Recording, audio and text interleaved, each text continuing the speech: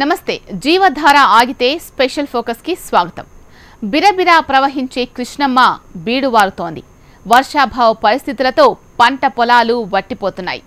వరుణదేవుడు కరుణించి కృష్ణానదిని పొంగించేది ఎప్పుడు? సాగు తాగునీరు సమృద్ధిగా దొరికేది ఎన్నడు? కృష్ణానది పరివాహక ప్రాంతాల్లో ప్రస్తుత పరిస్థితిపై హెచ్ఎంటీవీ గ్రౌండ్ రిపోర్ట్.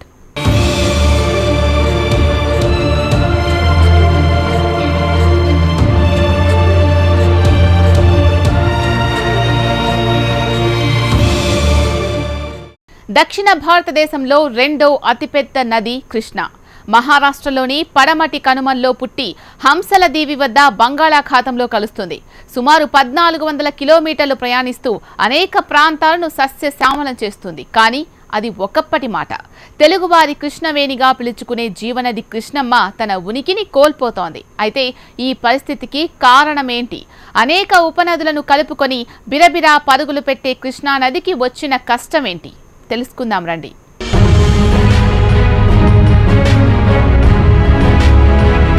తెలుగు రాష్ట్రాలను పచ్చగా మార్చే కృష్ణమ్మ ఒట్టిపోయింది. జలజలా పారే నదిలో నీరు లేక వెలవెలబోతోంది. మహారాష్ట్ర, కర్ణాటకలో 100 కిలోమీటర్లు ప్రయాణించి నారాయణపేట జిల్లా తంగిడి వద్ద తెలంగాణలో ప్రవేశించే కృష్ణానది ప్రస్తుతం రాళ్లతో దర్శనమిస్తోంది.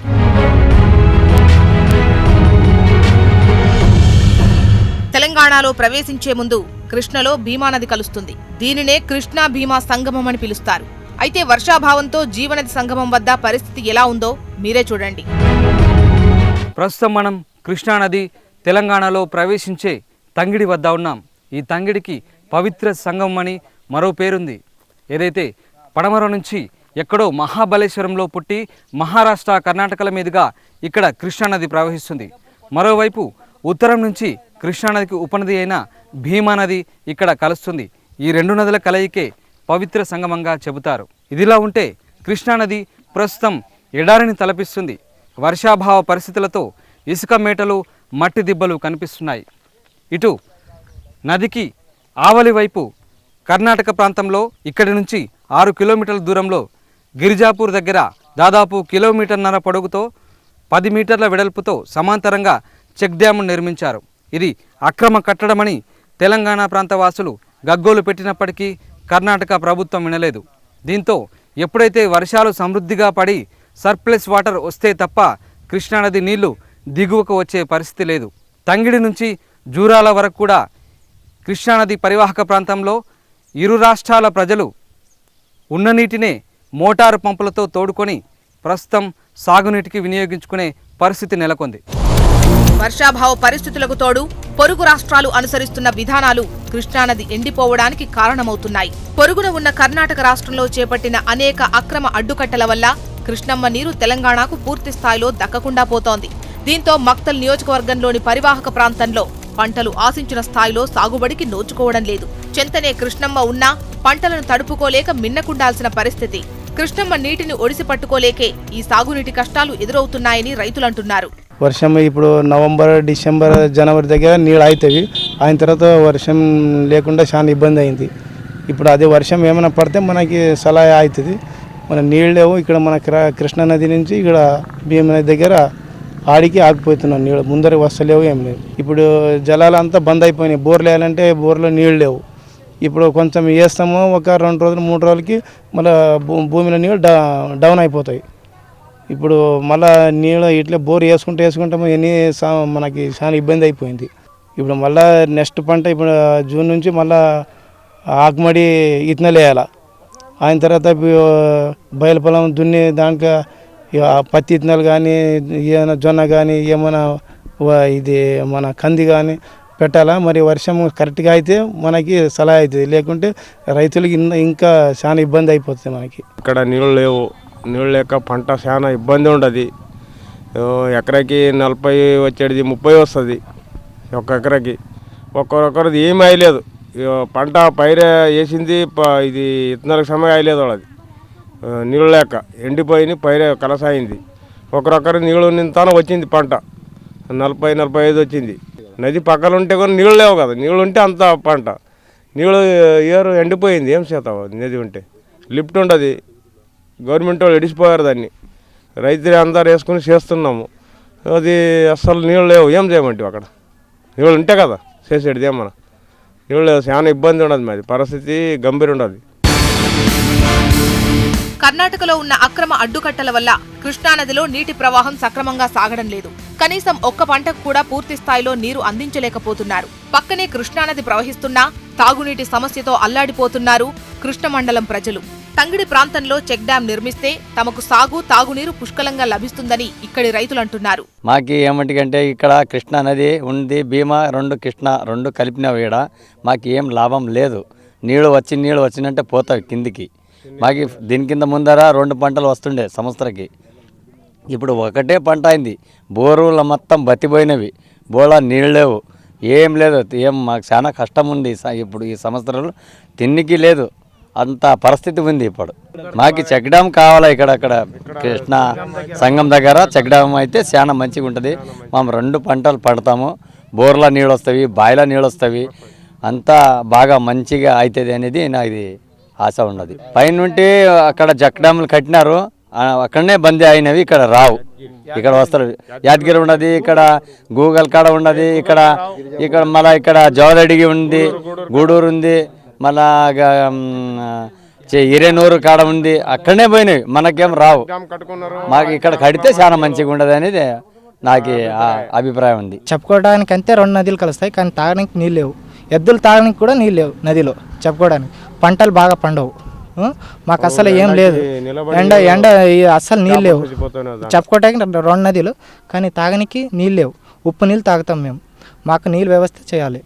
ఇది ఇక్కడ ఒక చిన్న చెక్ డ్యామ్ కడితే మాకు హాయిగా పంటన పండుకుంటాం మేము. మాకు నెలకి ఇది సంవత్సరానికి పంట ఈ 2 పంటలు, కానీ వచ్చేది ఒక పంట. ఇలా నీళ్ళు షార్టేజ్ ఉంది, చాలా షార్టేజ్ ఉంది. కానీ నీళ్ళు వ్యవస్థ చెక్ డ్యామ్ కడితే మేము హాయిగా బతుకుతామని.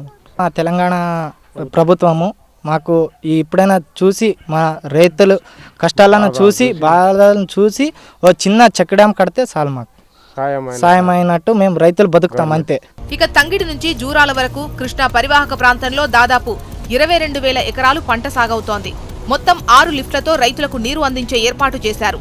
తాగునీటి విషయానికి వస్తే సత్యసాయి తాగునీటి పథకం కింద సుమారు 100 గ్రామాలకు కృష్ణానది ద్వారా నీరందిస్తున్నారు. ఆయా గ్రామాల్లో ఈ పథకం కింద మంచినీటి ట్యాంకులు నిర్మించారు. అయితే ప్రస్తుతం కృష్ణానది ఎండిపోవడంతో సాగు తాగునీటికి ఇబ్బందులు పడుతున్నారు. ఇక తంగిడి నుంచి ప్రవహించే కృష్ణానది మక్తల్ నియోజకవర్గం ద్వారా సాగుతుంది. ఇక్కడ ప్రముఖంగా చెప్పుకోదగ్గది జూరాల ప్రాజెక్టు. దాదాపు ఇక్కడ నుంచి 27 కిలోమీటర్ల దూరంలో ఉంటుంది. ఈ 27 కిలోమీటర్ల దూరం పరిధిలో 22,000 ఎకరాల విస్తీర్ణంలో ఆయకట్టు సాగుబడి జరుగుతుంది. దాదాపు 6 లిఫ్ట్ల ద్వారా ఈ ఆయకట్టు సాగు కొనసాగుతుంది. ఇది కాక సత్యసాయి తాగునీటి పథకం ద్వారా దాదాపు 100 గ్రామాలకు తాగునీరు నిరంతరంగా సరఫరా చేస్తున్నారు. ఇక జూరాల ప్రాజెక్టు సమీపంలో భూత్పూర్, సంగంబండ రిజర్వాయర్లు ప్రధాన జలాశయాలుగా చెప్పుకోవచ్చు. కృష్ణానది నీటినే ఈ జలాశయాల్లో నింపుతారు. వీటి ద్వారా మరో 25,000 ఎకరాలకు సాగునీరు అందే అవకాశముంది. కానీ ఇదంతా పుష్కలంగా వర్షాలు కురిసి నిరాటంకంగా నీటి ప్రవాహం ముందుకు సాగితేనే సాధ్యమవుతుంది. అయితే ప్రస్తుతం ఈ పరిస్థితులు లేవు. కృష్ణమ్మ తన ప్రభావాన్ని కోల్పోయి నీటి ఎద్దడిని ఎదుర్కొంటోంది. ఒకవేళ వర్షాలు సాధారణ స్థాయిలో కురిసినా ఎగువన ఉన్న కర్ణాటక రాష్ట్రంలో కావలసినంత నీటిని నిల్వ చేసుకున్నాకే దిగువకు వదులుతారు. అప్పటి వరకు వ్యవసాయంపై ఆశలు పెట్టుకున్న రైతులు నీటి కోసం ఎదురు చూడాల్సిందే. మొత్తం మీద నిరాటంకంగా ప్రవహించాల్సిన కృష్ణానది స్వార్థపూరిత నిర్ణయాలతో ముందుకు సాగలేక అన్నదాతకు చేరువ కాలేకపోతోంది. ప్రస్తుతానికి తంగిడి ప్రాంతంలో కృష్ణానదిలో బోర్లు వేసుకుని రైతులు పంటలు పండించుకుంటున్నారు. ఇప్పటికైనా ప్రభుత్వం తమపై దృష్టి సారించి నీటి వినియోగం విషయంలో అనుకూలమైన ప్రణాళికలు రూపొందించాలని కోరుతున్నారు. అలాగే ఎగువన కర్ణాటక రాష్ట్రంలో చేపట్టిన అక్రమ అడ్డుకట్టలను తొలగింపజేసేలా ప్రయత్నం కొనసాగించాలని డిమాండ్ చేస్తున్నారు. ఇక కృష్ణానది ప్రవేశ ప్రాంతం నుంచి సాగే పరివాహక ప్రాంతంలో 2 పెద్ద జలాశయాలనని చెప్పవచ్చు. భూత్పూరు, సంగంబండ వద్ద వీటిని నిర్మించారు. భీమా 1, లిఫ్ట్ 1 ద్వారా వీటికి సాగునీరు అందిస్తారు. జూరాల ప్రాజెక్టుకు దరిదాపుల్లో ఉండే ఈ జలాశయాల ద్వారా దాదాపు 25,000 హెక్టార్ల సాగునీటిని రైతన్నలకు అందిస్తారు. ఏది ఏమైనా విస్తృతంగా వర్షాలు కురిసి సమృద్ధిగా నీరు పారితేనే అన్నదాతలకు నీరు లభించే అవకాశం కనబడుతోంది. కృష్ణానది ప్రవేశ ప్రాంతమైన తంగిడి నుంచి కెమెరా పర్సన్ సాయితో రాము, HM TV.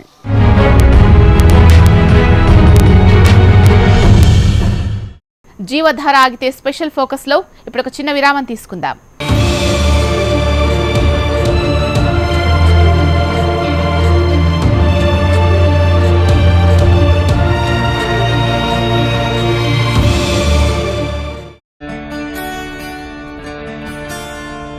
తెల్ల వెంట్రుకలు ఇంత త్వరగానా?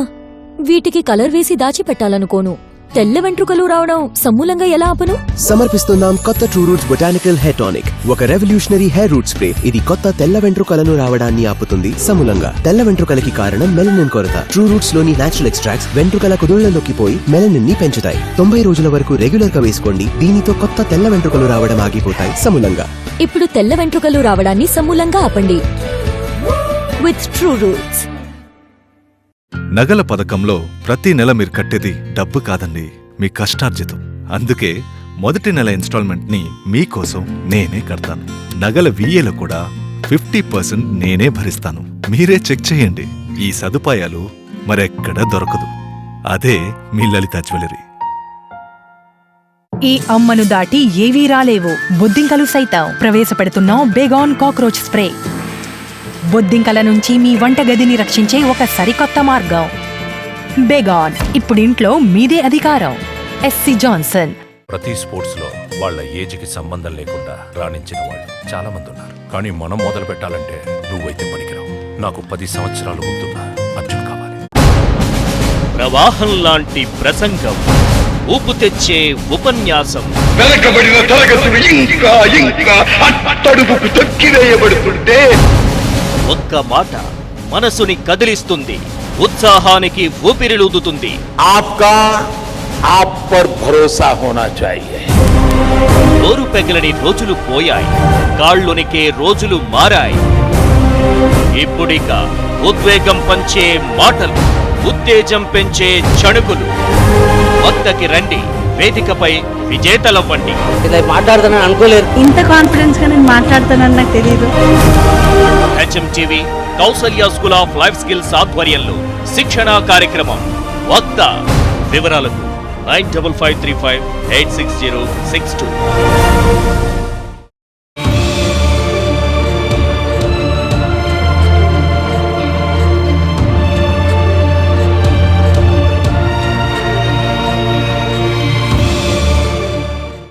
ఉమ్మడి మహబూబ్ నగర్ జిల్లా వరదాయినిగా పేరు.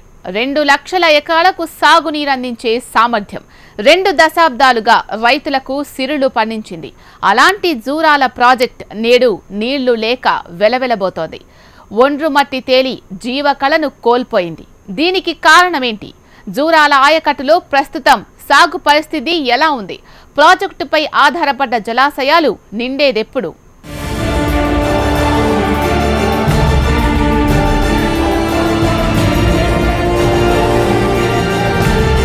తెలంగాణలో ప్రముఖ ప్రాజెక్టుల్లో ఉమ్మడి మహబూబ్ నగర్ జిల్లాలో ఉన్న జూరాల ఒకటి.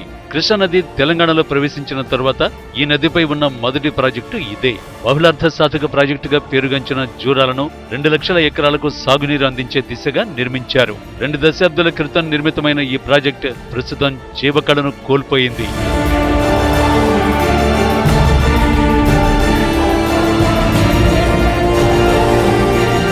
జూరాల ప్రాజెక్టుకు సంబంధించి 2 కాల్వలున్నాయి. కుడి కాల్వను సోమనాద్రిగా, ఎడమ కాల్వను NTR కాల్వగా పిలుస్తారు.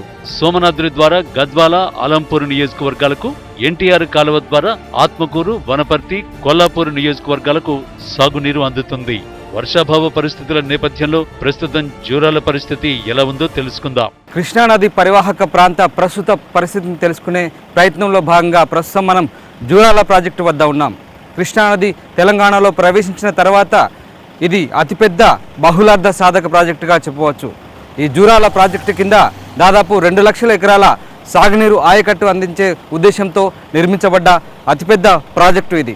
దీని ద్వారా ఉమ్మడి మహబూబ్ నగర్ జిల్లాకు అనేక ప్రయోజనాలు చేకూరే అవకాశం ఉంది. కానీ నీటి నిల్వ సామర్థ్యం ఆశించినంత స్థాయిలో లేకుండా పోవడంతో జూరాల ప్రాజెక్టు ప్రస్తుతం గడ్డు పరిస్థితిని ఎదుర్కొంటుంది. జూరాల ప్రాజెక్టు కింద 2 కాలువలు ఉన్నాయి. కుడి కాలువను సోమనాద్రి కాలువగా పిలుస్తారు, ఎడమ కాలువను NTR కాలువగా పిలుస్తారు. కుడి కాలువ కింద గద్వాల, ఆలంపూర్ నియోజకవర్గాలు సస్యశ్యామలం అవుతుండగా ఎడమ కాలువ కింద వనపర్తి, కొల్లూరు ప్రాంతాలు సాగునీటి అందించేందుకు ఉద్దేశపూర్వకంగా పెట్టుకున్న ప్రాంతాలు ఇవి.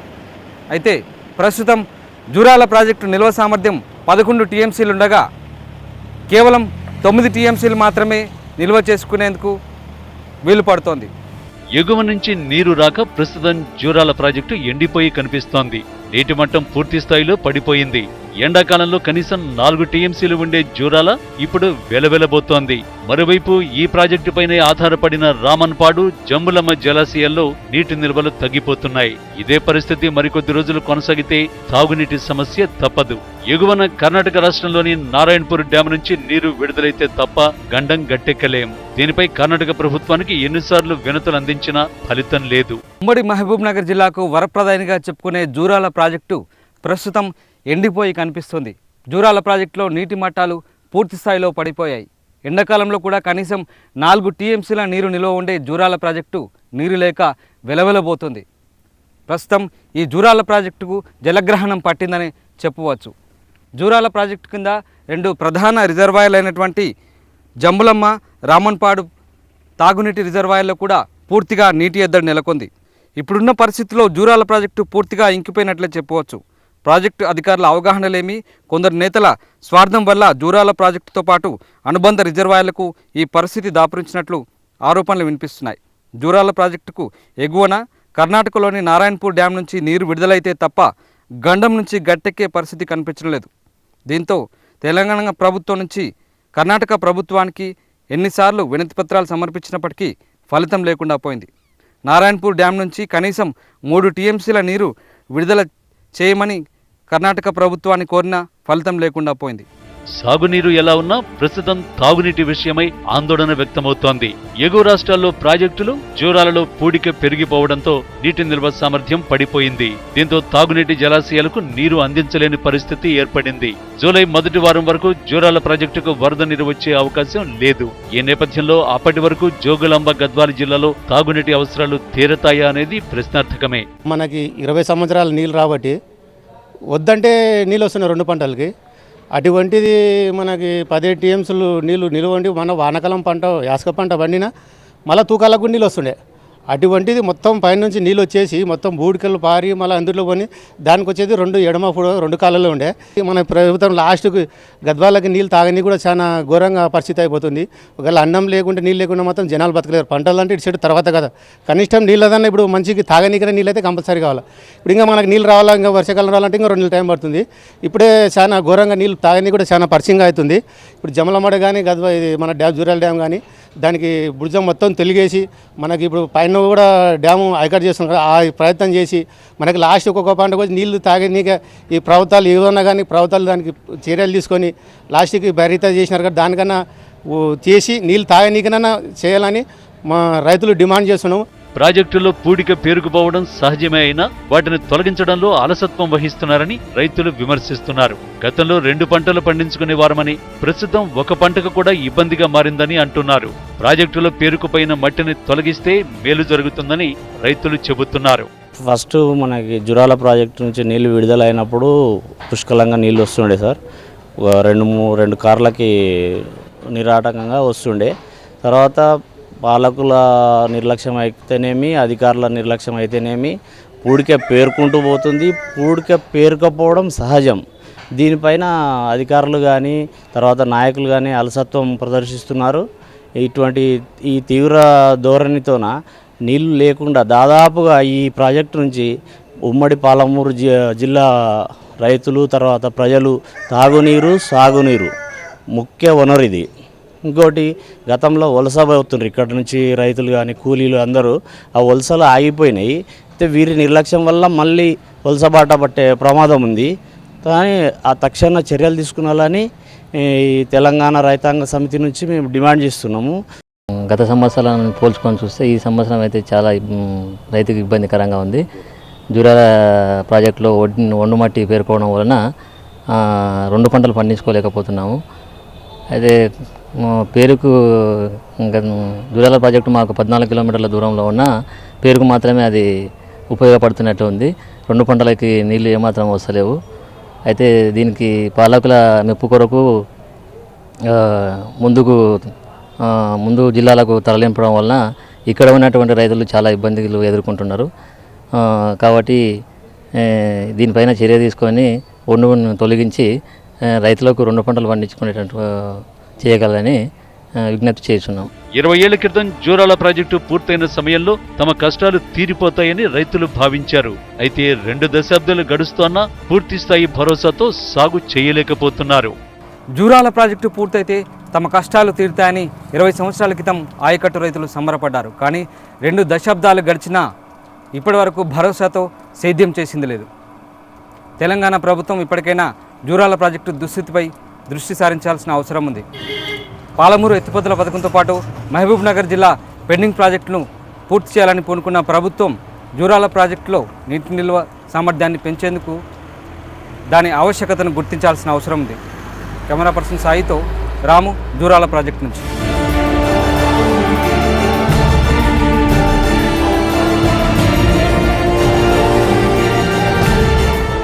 మండుతోన్న ఎండలతో జలాశయాలు అడుగంటుతున్నాయి. తెలుగు రాష్ట్రాల నీటి అవసరాలు తీర్చే నాగార్జున సాగర్ జలాశయం సైతం డెడ్ స్టోరేజ్ కు చేరుకుంటోంది. నల్లగొండ జిల్లాలో మిషన్ భగీరథ ప్రాజెక్టుకు, అలాగే హైదరాబాద్ జంట నగరాలకు నాగార్జున సాగర్ బ్యాక్ వాటర్ నుంచి మంచినీరు అందుతోంది. అయితే సాగర్లో రోజు రోజుకు నీటి మట్టం తగ్గుతుండటంతో ఏదో విధంగా నీటిని తరలించే ఏర్పాట్లు చేస్తున్నారు. ప్రస్తుతం నాగార్జున సాగర్ పరిస్థితి ఎలా ఉందో మా ప్రతినిధి అశోక్ అందిస్తారు. ఎండాకాలం తీవ్రం కావడంతో ఉమ్మడి నల్గొండ జిల్లాలో కూడా మంచినీటి కోసం ఇబ్బందులు పడాల్సిన పరిస్థితి ఏర్పాటవుతుంది.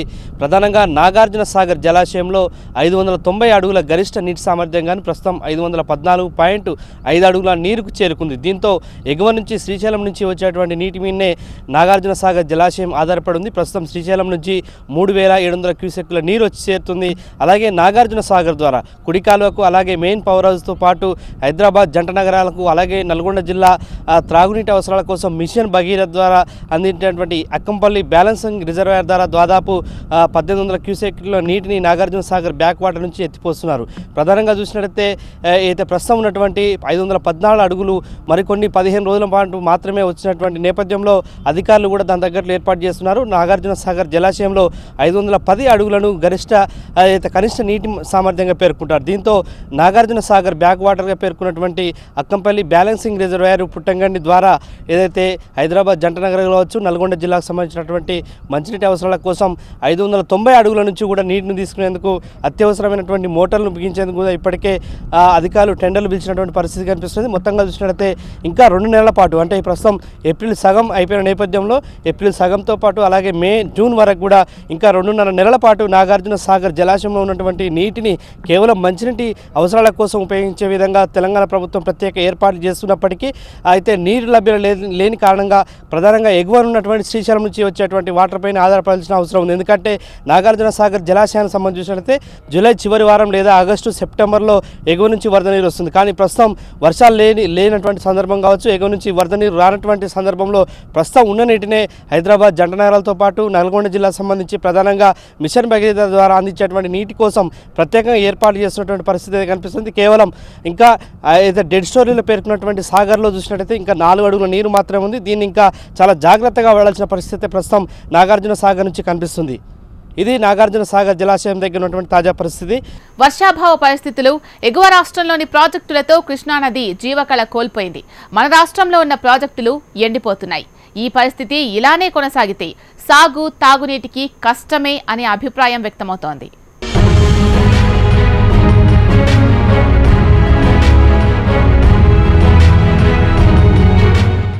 ఇది వాల్టి జీవధార ఆగితే స్పెషల్ ఫోకస్. చూస్తూనే ఉండండి HMT.